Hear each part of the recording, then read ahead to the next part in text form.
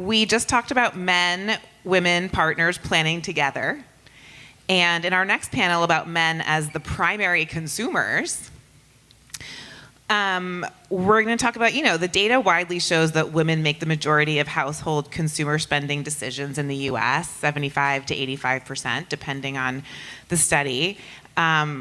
First of all, I will say that women don't want to be making all of those decisions. We don't want to be carrying, as Doug so aptly put, that mental load and cognitive load. But that stat also implies that men are inherently taking a back seat, which is not. It implies that men are taking a back seat, which is not the full picture, as many of us know. Men are increasingly participating, especially younger generations, who share everything from household labor to decision-making and creative curiosity more evenly. In this next panel, we'll be diving into opportunities to engage multidimensional men through style and grooming, entertainment, and humor. Right? Across analog, digital, social, and everything in between. We're digging deeper into how American men of all ages, single and coupled, think about their identities as consumers. So our moderator will be Liz Kneebone, who leads community efforts for AdWeek, including Marketing Vanguard. She's a community builder and champion of the growth opportunities presented when we center inclusivity and sustainability in corporate and marketing strategies.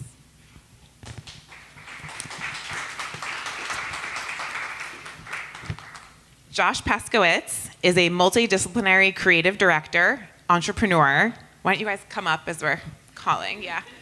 And paging Troy Alexander, too, from the space. So Josh Peskowitz is a multidisciplinary creative director, entrepreneur, merchandiser, and executive. He's spent his career both listening to and steering the conversation around men's relationship with personal style. And Josh and I have known each other for 20 years, and I ran my fashion PR firm in my 20s.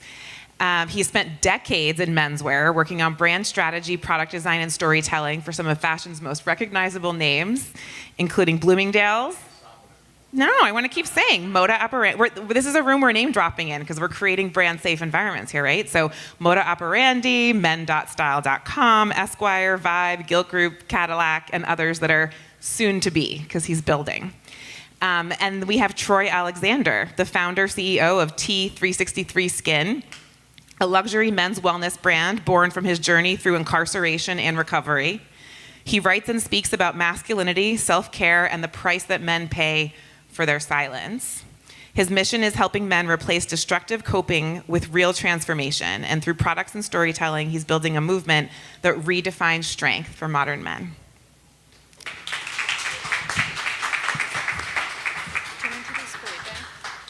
Oh yeah, how did I forget Felipe? Sorry about that. Felipe Mendez helped build UTA's next-gen practice after the acquisition of Juve, and he leads Gen Z creative and social within the firm. With meme fluency and fan edit chops, he's delivered 1.9 billion, with a B, TikTok views for Lionsgate, and shaped how brands like Axe tap into youth culture.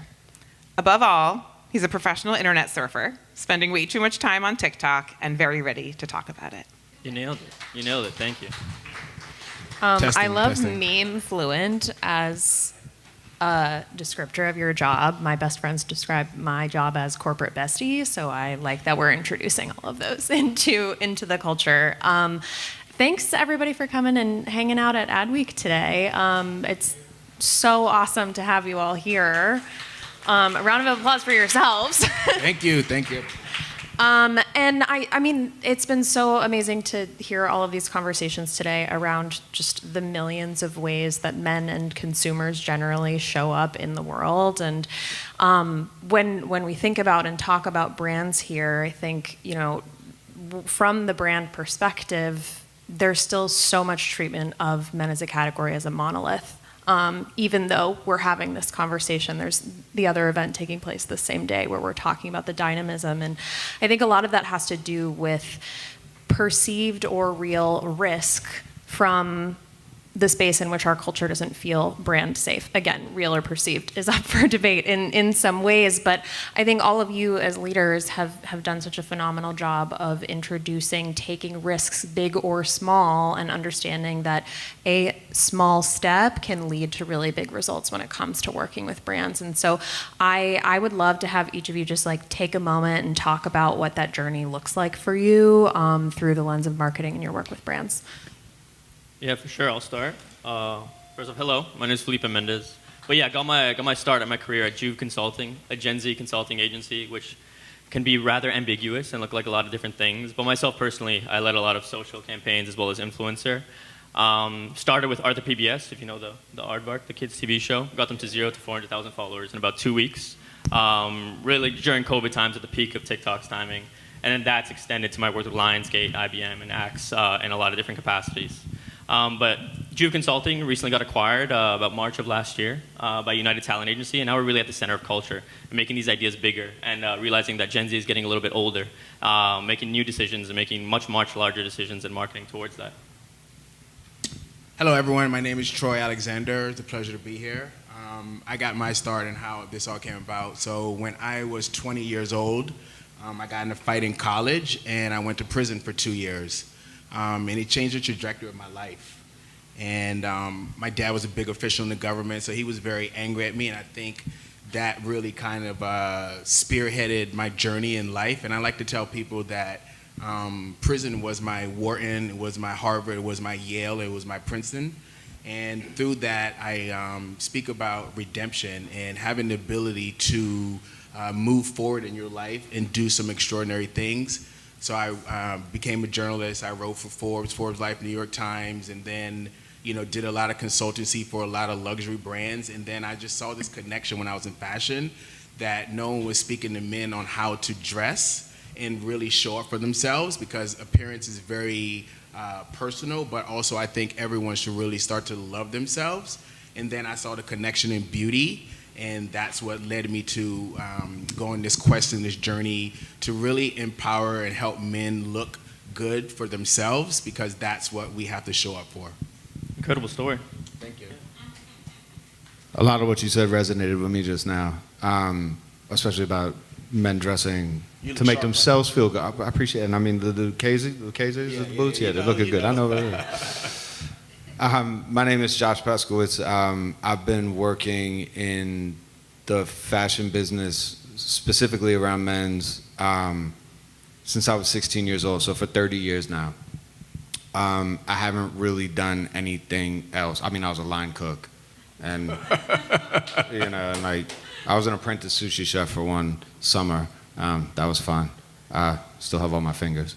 But yeah, really since then, and I think that where I grew up and sort of the attention that was paid to the clothes that you wore and how much it mattered was not necessarily reflected in the wider world at the time. So something that was very interesting to me and also something that I couldn't afford. So I started working at a store so I could buy Polo Sport sweatpants when I was 16 years old, because they were $115, and that's crazy for sweatpants, like at the time specifically. But yeah, I mean, my career has spanned a lot of different areas, a lot of different touch points within the business. I've worked in media. I've worked for a number of different magazines. We already heard about some of the other places I work, so I won't spend too much time on it. But I think that the thing that when I started my career versus where we are now is that, particularly around fashion, the marketing was to women about how men should dress. And those decisions were made, like when I was at Bloomingdale's, these numbers are outdated, but this was already, 2012 was when I started as the fashion director of Bloomingdale's, and I was surprised and frankly disappointed to learn that 80% of the credit card transactions on the Bloomingdale's credit cards were women's on the men's floor. And, I've always felt as though self-expression, and this maybe is just a sign of the generation and areas that I grew up in, but if you were wearing busted sneakers and bad jeans, people were going to make fun of you. You you had to step up. Like, and if you didn't, then, you know, you were missing opportunities. And so, you know, the way that you presented yourself there, and I mean, this is part of a larger conversation, but like little teenage Josh we're talking about, you know, but like that sort of mentality was largely absent from the larger conversation, except for in a very, very niche little corner of the world that cared about men's fashion with a capital F. The pop cultural references that about style and how one would present themselves were, again, part of like countercultural movements that have now become the mainstream culture. And over that same time, with the advent of, you know, the internet and then the message boards and then Tumblr and then Instagram after that, it's allowed men to sort of learn more without having to appear as if they didn't have the knowledge to begin with, because men hate to ask questions and look like they don't already know the answer. And so there's been a further development of that section of the market, which I find to be incredibly encouraging, and it has, you know, certain implications, I think, for the brands that I work with and that I advise, and particularly for young people that I advise and mentor to a larger or smaller degree. When they're making business decisions, we try to take those into consideration. Amazing. I love all of the different places that y'all have come from and then ended up in this room together. Just like, I mean, everybody who's here, which is just another testament to the power of coming together. Rapid fire, just starting from this point of examples that y'all are all already bringing in here, I would love to hear your take on a campaign or a moment from a brand that was either a wonderful execution of representation of in marketing, or an instance where a brand maybe missed the mark and what they could have learned from that. Josh, just kind of building on what you just said of bringing men into categories that they're maybe not traditionally in. My favorite recent example is the launch of Jared McCain's nail polish line with Sally Hansen, which I just think is so exciting to see an NFL player showing up to the nail polish game, and also just like the way that Gen Z men and Gen Alpha men are like embracing it. It's like, first of all, I still can't do my nails, but I think it's so amazing. And so, I mean, I would love to hear like what's resonating or not resonating with y'all right now. So on that side? I take it. I'm speaking from the perspective of beauty and grooming, and I really don't feel that a lot of the big people know how to speak to men about taking care of their skin. And it's not just from a black man's skin perspective, but it's also for just men of all skin tones. Mm-hmm. So I don't really think that no one really understands how to speak to us and meet us where we are. And I think that is a huge white space and a gap in the category. And I think collectively we should be working towards that. And so that's how I'm looking at it. I'm just speaking from the beauty perspective. I mean, Josh, he's a fashion icon, but he understands, he can speak from that. But I think, you know, when you think of L'Oreal, Estee Lauder, and all the big brands, they're forgotten men. I think we're a forgotten species about taking care of ourselves, right? So they've sold women hope their whole existence. Now they have the category competing with older women to younger women, right? Women are getting Botox, women are doing fillers, all these things. And now you have men also going to get Botox. You're going to do all these things because all of us collectively are fighting to stay youthful. But outside of that, we need to understand how to, most importantly, love ourselves. And I think that is a missed opportunity in the beauty category. So I can speak to that. Yeah. Yeah. And especially if you think about now that L'Oreal's buying, you know, fashion brands. Yeah. But anyway, we'll get back to that later. We'll get back to that. I'll give a positive example. And I was thinking about this last night, and I think that there's often,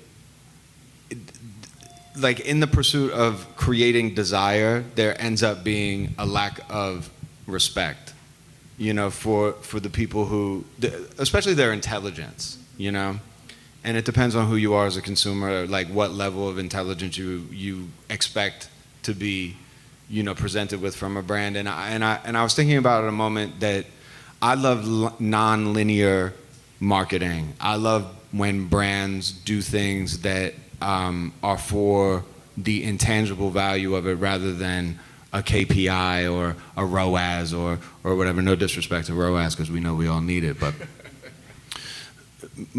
it made me think of a short film that a company that a young man, very talented, very hardworking young man who I'm friends with, named Teddy Santis. He has a brand called Ame Leon d'Or, and they've enjoyed a lot of success, and it's well deserved. But I think it was like 2 years ago, they just put out this video, and it was a tour of Robert De Niro's seniors studio in Soho that Robert De Niro Jr., who we all know as Robert De Niro, has preserved since his father passed away in 1993. And it was filmed by the French street artist and regular artist, JR, the guy who does like the big portraits. And it was like a 10-minute video, and it was just Robert De Niro going through the studio and talking about his relationship with his dad, which was a very difficult one. And it's not a side that you would see of this person who a lot of people look at as, like larger than life, even though he's played characters that are very complicated in his career. But, he is a man of advanced age, and he talks frankly about, his father was an unsuccessful, narcissistic, alcoholic, closeted gay man. And he does not say it with hate. He's just like, these were things that he was. And, like, I dealt with them in the way that I did, and I have regrets.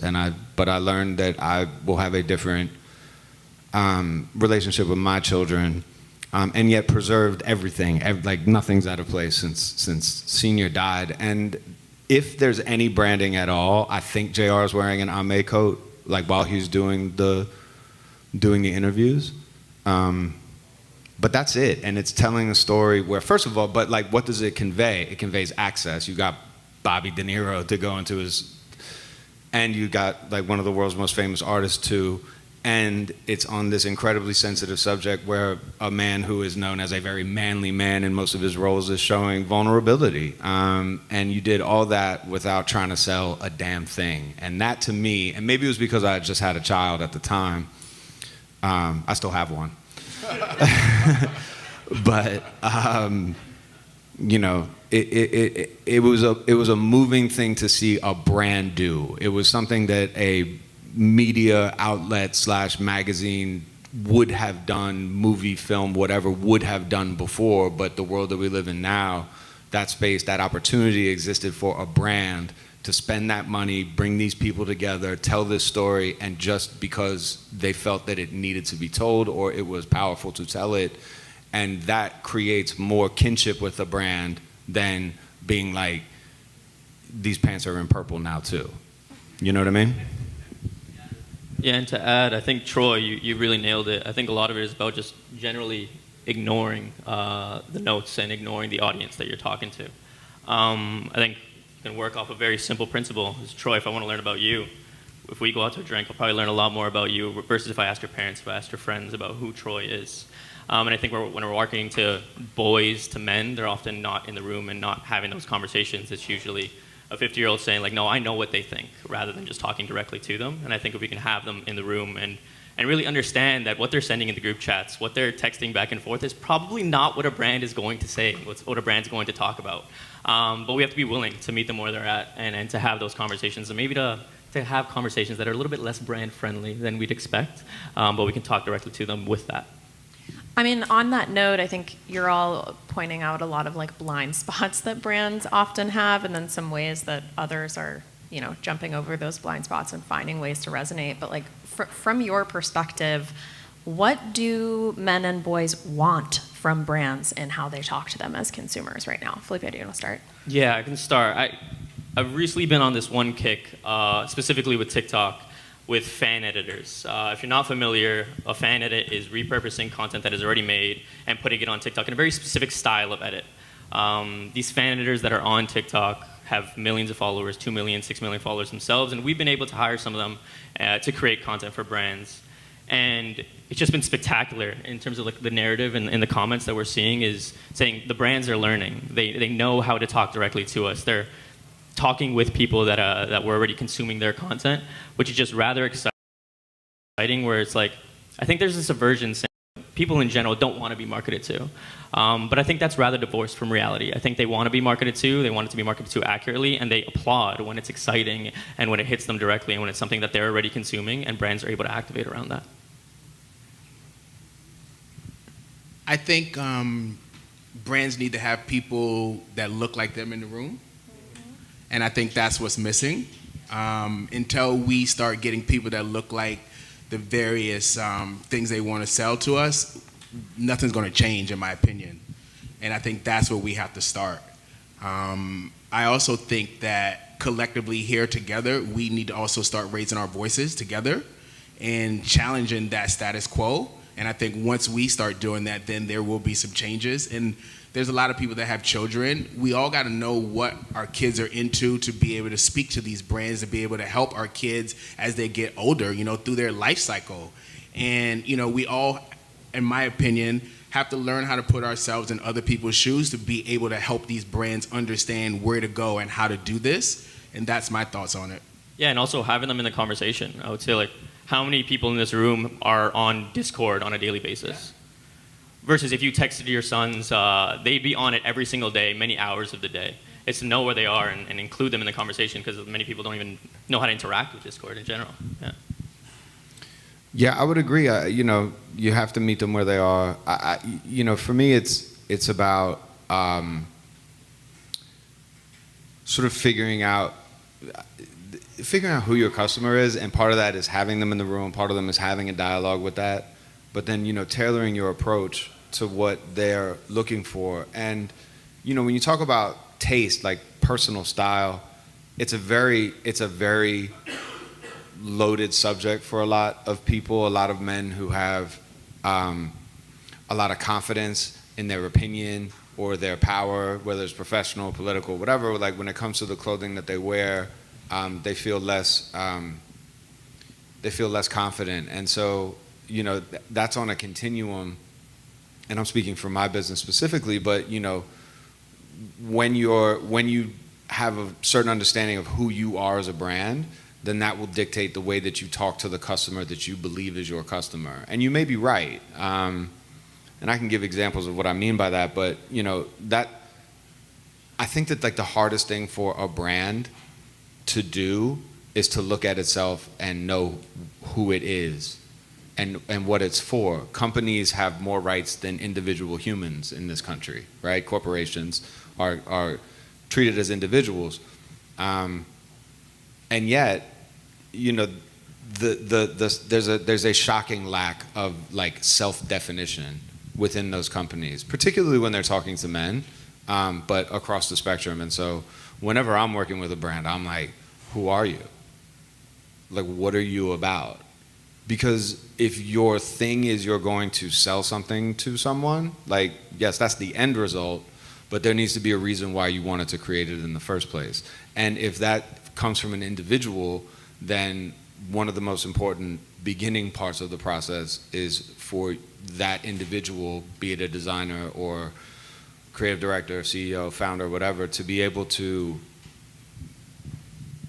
have language around why they did it and who they are that they can then be disseminated widely throughout the organization to begin to create a culture that they can then be held accountable. Yeah, I love the marketing superpower that you just named for teams internally. Is like, you have so much power to influence how the rest of the team thinks about, talks about your organization, especially also when it comes to, like, hiring and who gets to tell that story and all of those different things. So I think there's That's a bunch right. of great calls to action already in that last piece. You want to jump in? Yeah, I actually have a question. This is so interesting, y'all. Great. Keep it up. So I'm sorry. Thank you. Thank you. Yeah, no, thank you. So I'm really curious, and I feel you're making a lot of great points about Gen Z and Gen A. And when we were growing up, there were magazines, there was Esquire, there was GQ, so you had an understanding about the male gaze and what they were looking at. But to your point, Twitch and Discord is so fragmented. I would never know. I didn't even know about Charlie Kirk and all this, right? So do you think that, like, people want to be men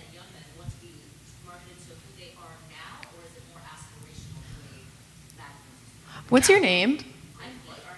Hi. B. Arthur? Yes. B. Arthur, lovely to meet you. That is a great question. great I love it. Well, yeah, no, Yeah. I was there. I was at GQ. I was at Esquire during those days. I was climbing that ladder as it was falling apart, rung by rung, as I was going up it. Josh, before you jump in, let me just to repeat sure. the question in case not everybody heard. I think, the question is, and actually great tee up because tied to the next question as well, is for young men in particular, do they want to be marketed to in the model of, the Esquires, the GQs of the world, or more met where they are? And I think, I would love to hear all of your takes on that, and also hear your thoughts on how do you meet different generations where they are when they're not all in the same place in those same ways? So go ahead. I just want to make sure everybody heard. I totally. This is such a fascinating topic to me personally, and the shortest answer to your question is the fragmentation that is the result of the media market and the way people talk to each other now has changed what success looks like for brands, particularly whether they're media or whether they're, apparel, designers, luxury, whatever it may be. And it's taking time for them to come around to it. There will never be another Ralph Lauren. There will never be another Giorgio Armani. There will never be another one of these companies. Those two are named after people, but there's plenty of others that are 12, 14, 18 billion dollar companies.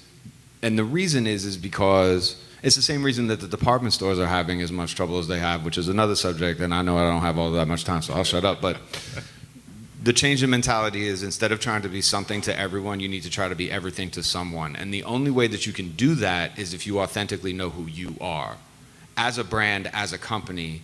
And so that requires dialogue, because it changes over time, and it can be aspirational, and it can be meeting them where they are now. But if you want to grow with them, you have to grow, right? You just have to grow. And I think that, there was a watershed moment in men's fashion, and that was when Michael Jordan got a signature sneaker. This changed the way everybody looks at everything. And those people, right, who saw that firsthand when it happened, and it changed the way men and women, but men specifically, looked at objects of clothing as status symbols. They're in their 50s now. And everything that's happened before that, everything that's happened since then, that's still a ripple effect that goes through it. But self-expression is the thing that needs to be encouraged, as hard as that may be. And brands generally find success now when they say, this is what I'm about. And if you like it, great. And if you don't, then that's okay too, because I don't need to be for you. Because there is no way to be everything to everyone anymore. Yeah, great points.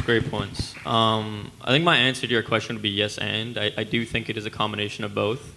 But I think the principle behind targeting both is rather similar. And the first one is talking to them right now. I think, they want to feel like they deserve to be spoken to right now. And making sure that you're seeing the exact same things that they're seeing, and you're bringing them forward and kind of empowering those pieces of it. And then in terms of the role models and marketing to who they want to become, I think we've dealt with a lot of larger consequence of ignoring this topic for too long that has birthed the Andrew Tates of the world as one of the only role models that people can look up to be hey, this is what I want as a man. But I think something like that, which can be so controversial, exists because the lack of responsible role models. And I think many times when we're talking to men, the conversation feels like it's targeted towards, the college frat bro that feels like he hasn't had anything wrong in his life. But I think the 5'6" man who's a little bit socially awkward deserves to be spoken about and spoken to just the same. And I think we need to start paying attention in those messaging. But I think it's rather they're being ignored. There is no role models for the larger monolith that is man and a Gen Z man. I think we need to bring those to life and kind of empower those people. Yeah. There's nothing I need to say. He said it all. Both of them said it. So we're all on the same page. Amazing. Well, I know we're running up on time, but I want to get into a little bit of the specifics of the risks and Yes, opportunities yes, that yes. you all have gotten into through your work. And Troy, I want to start with you because vulnerability in your storytelling has been such a big part of your journey, and the mainstream culture, vulnerability is very much a risk. Can you talk about that story in launching Vitamin C as your first SKU? How did your narrative that you touched on a little bit more and the authenticity of just embracing all of who you are inform the specific product development choices that you've made, the partners that you've brought on, and what felt risky, what felt exciting about that? Well, first and foremost, entrepreneurship is fucking hard. That's the first thing. Second thing is I'm a convicted felon and who has changed his life completely. Have raised a considerable amount of money, have some really great teammates behind me to build something extraordinary to really help men. So our brand is called T363 Skin. T is the first initial of my name, Troy. And 363 is the last three of my prison number. And we wanted to build something that is impactful and powerful, and it will show every man and woman that they can get off their fucking ass and go do something. And on our packaging, it shows the prison bars, so it's really unique and different, and no one has this. And so I think for us, it was really about helping the man understand the importance of looking good. As Josh speaks about, style and all that stuff like that, we need to get back to the first thing that people see, and that's your skin. Before someone asks you what school you went to, where you from, and everything, they look at your skin, and the second thing they look at is your teeth. And so oral care with men, we need to really get back to both of those features, and I think men have gotten lazy. My cellmate told me something that was very profound when I was in prison. He said, young blood, because I was young at the time, I was 19, I'm 49 now, and he said, if you study the men in here, meaning prison, they're the same men out there, they're just dressed up. So each day we're all walking around murderers, rapers, killers, porn addicts, sex addicts, all those things, and we don't know what they are. And so I think I've always developed this passion through that experience to really love and appreciate men and meet them where they are. Because I had 2 years to study men, and some of the most successful, some of the most smartest men are in prison or in the graveyard.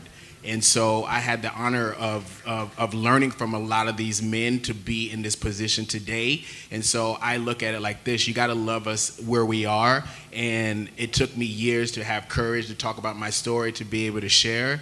And so with our product, the vitamin C is a really powerful ingredient, and it really helps with men's skin. It helps with the discoloration. It helps with ingrown hairs. It helps really give your skin a glow.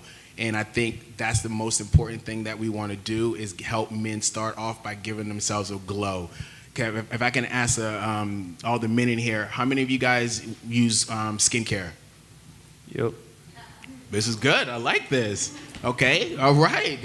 We on to something. Good numbers.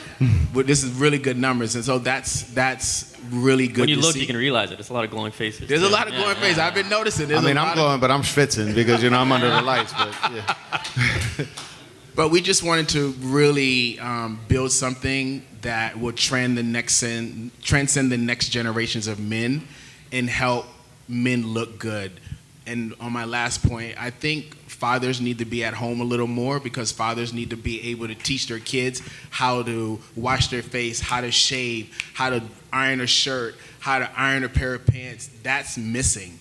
Fathers are working too hard, which is fine, work, but you also have to teach that boy how to look good. You have to teach him how to look good, whether he's a white boy, black boy, Asian, whatever. You have to teach that kid how to look good and get out of these fucking sweatpants. Okay, thanks for coming. No, I'm just kidding. Josh, I know you've had a similar journey of like building something, and in the similar way of Troy, you're talking about opening up doors, bringing people into a space they might not otherwise have been in.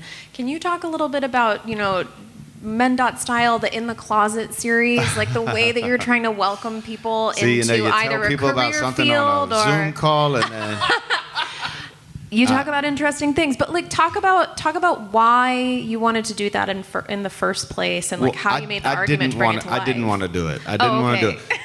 What she's referring to is, so for those in the room to remember, a website called style.com. It doesn't exist anymore now. It's Vogue Runway. But I was the person who was responsible for reviewing the menswear shows for men.style.com, which was, you know, same group of people. And one day my boss at the time, his name is Dirk Standen. He is now the dean of the fashion school at SCAD in Savannah, Georgia. But he was my boss there. He was the editor-in-chief. And he said, Josh, I want you and Tyler, who was who was my boss also, another editor who was a boss of mine, who's now the chief marketing person for Stetson, but he worked at Ralph Lauren and other stuff after style.com. He said, I want you two to start doing a video show. I'm like, video, you know? What? What's that? Well, this was 2007. So, you know, video online was still a pretty small, you know, YouTube didn't exist yet. You know, this is pretty new.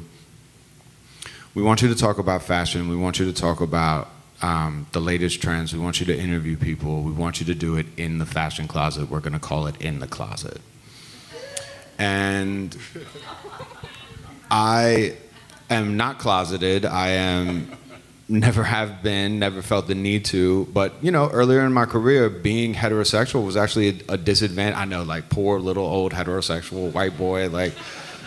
But, I mean, you know, in fashion media, there were very few people like me. And if any, actually, when I first started, I didn't know a single other soul in the fashion side of things. Other media, yes, but.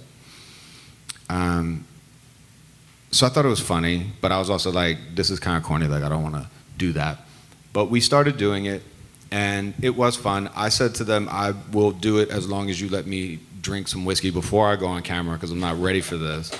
And then, you know, the caveat was, well, then let's just drink on camera. We'll do liquor tasting as part of it. So, you know, like these were things, but we're talking about designers like Dries Van Noten and Ralph Lauren and Dolce & Gabbana and all this stuff, and we're interviewing people who, some of them have become very big names in the business, and it gained a following. And, you know, now that I'm older, I have had people come up to me for years and years. We stopped doing those videos in like 2009, maybe 10, so it's like already 15, 16 years old. And I have people who come up to me and they say, Josh, you know, I didn't think that being in the fashion business was something that made sense for someone like me, you know? I'd never heard anybody who talks with an accent and uses their hands a lot when they're talking, you know, doing this. We didn't know that that existed, and I didn't know it did either, but it was important to me to be in this business, and so I did it. And so they say, you know, we knew that that could be a viable route for me. And that was people who used to tell me that, to say, I saw those videos when I was in college. I was like, okay. And then they're like, well, I saw them when I was in high school. I'm like, okay. And now I'm like, I still run into people who are like, we watched those when we were in elementary school. And that shit is crazy. That's dope. That's super dope. That you people are not monitoring what your children are watching. But yeah, you know, because it's just, I ended up being, and if you look at the makeup of the fashion professionals in the men's space, particularly here in America and in New York specifically, there's a lot of just like regular dudes who have good ideas that, you know, probably felt like they didn't have a place here, which is so interesting because the fashion industry generally is made up of outsiders anyway. Like they found a home on the island of misfit toys where they could observe everything that went around them, interpret it in a different way, and then present it back to the world in a way that was consumable. So anyway, that's my story. Nice. Well, thanks for telling it even if you didn't want to. Felipe, I want to bring us back like in-house a little bit. And Yep. I know you led social for Axe for a long time, which is a brand that Did has done... strategic consulting for Axe. Yes, okay. But similar. Yeah. Nailed it either way. A brand that has done a lot of, you know, traditionally masculine campaigns, and you kind of helped guide them on the journey to a more holistic portrayal of men overall. Can you talk a little bit about like what conversations you had internally with the Axe team to like get them there, and what was hard about that? Maybe an example of like not an argument, but a case you had to make that actually went over and resonated with the brand team there? No, for sure, and it's a very difficult conversation to continuously have. But I think it goes to your previous question before.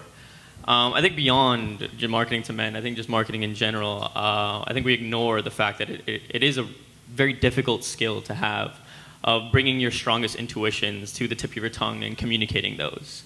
And I think it becomes a little bit more difficult when you're putting something that nobody understands in front of them and be like, no, this will work, I promise you. And I think the solution to that we've learned is a lot of what we're talking about today is like bringing those people in the room and having those men speak for themselves. So specifically what we did for Axe is we ran a Gen Z advisory council for them. And what we did is we brought 14 or 15 to like 21-year-old Gen Z males in the room with Axe, and they would be able to bring the ideas to them and be like, hey, this is a good idea, or this is a bad idea. And I think we found that incredibly, incredibly important, because so many of the assumptions that were made in the marketing room when coming up with the idea were proven untrue and when we brought it to them.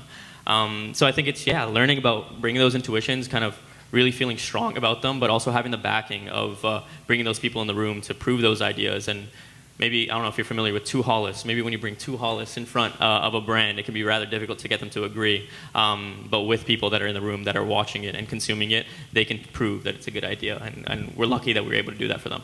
Yeah, that's awesome. I also think there's like so much good data that people can use. Like See Her is a great organization if you're looking for data-driven insights that can like prove the ROI of actually making those decisions and taking those perceived risks. That like just coming with that kind of backing. And also when you're coming up with an idea, like call your son, be like, hey, we're talking about this right now. Do you know what it is? And if they say no, that's probably a pretty good benchmark. DJT did it. Josh, did you want to jump in? No. No? Okay. No. Well, For once, no. I mean, I love to hear you talk. Looking around, last question, are there any neckties in the room? No neckties in the room. I think that's so interesting. We were talking about it before. I mean, like, what do you think it means that the necktie has declined as a status symbol? Do you think that is actually reflective in, like, a change in what it means to be powerful in corporate America, or are the symbols of power just shifting? I think the reason why neckties are declining because men don't know how to tie them any longer. Ooh. That's pretty true. I can show you 4 ways right now. I know you can, but the average guy does not know how to tie a necktie, and it goes back to what I said. Fathers aren't teaching their kids that basic skill set. Please see Josh and Troy after class for a lesson on tying a tie. I recommend the 4-in-hand. Anything else? Well, yeah, I mean, Troy, I hadn't thought about it in those specific terms, but I do agree with that. I think that the necktie disappearing, larger implications of the uniform that men wore and that men relied on has disappeared from our lives, right? It used to be you had to wear a suit, you had to wear a shirt, you had to wear a tie, you had to buff your shoes, you went to work, you looked like everybody else, you fit in. And the opportunity is that that's no longer like necessary, and the scary thing for the vast majority of men is that now they don't know what to do, what's appropriate. And when you look at, I think we were talking about this, but like the last G8 summit, you look at the world leaders up there. First of all, there's only one woman, which is fucked up. But in addition to that, you got 7 men all wearing blue suits, white spread collar shirts, which look terrible without a tie. The collar falls in, whatever. And none of them are wearing a tie. And that's how they show that they're loose and groovy, you know, like by not wearing a tie with a shirt that requires a tie. And, you know, as much as the necktie has disappeared from popular culture, as with all things like this, now you see a lot of young guys wearing ties, a lot of really, you know, They were all over stylish Fashion guys. Week. They're just worn a little different Wearing now. ties, that's right. I mean, you know, you got Jonathan Anderson with half the collar sticking up at his first Dior show, but like, you know, 4-in-hand not though, 4-in-hand You have not. a tie paired with Tim's more often than a tie paired with a suit. That's facts. My friend Will Welsh, we used to work together at the Fader 20 some odd years ago, and he's now the global content director or editor in chief of GQ, and you know, he knew how to tie a tie, and then he didn't wear one for like definitely 17 years, and then he wore them again when it was like, you know, Sprezzatura time or, you know, Mad Men tie bars and shit. And then he stopped. And for the last like year, every time I've seen him, he's got a tie on. Looks good. You know, looks good. So for now, it's one of those things where it's like, once it becomes no longer a necessity, it becomes a luxury. So people who are wearing ties are doing it because they can make it look good, and the people that are not wearing ties don't know how to tie them.